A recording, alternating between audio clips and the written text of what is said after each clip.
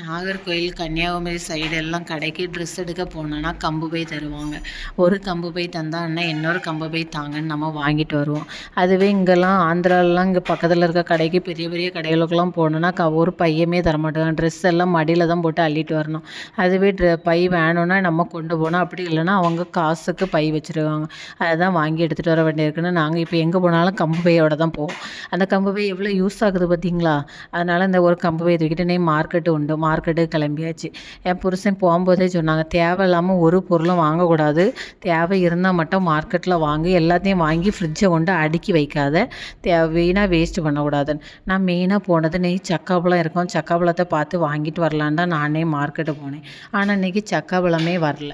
நம்ம நேரமும் என்னவோ தெரில, சக்காப்பழம் இன்றைக்கி வரல. சரி, இன்றைக்கி வெங்காயம், தக்காளி, 2-3 காய்கறி பார்த்து வாங்கிட்டு பையனுக்கு கொஞ்சம் பழங்கள்லாம் வாங்க வேண்டியது இருந்து மக்காச்சோளம் வாங்கிட்டு வீட்டு வந்தாச்சு.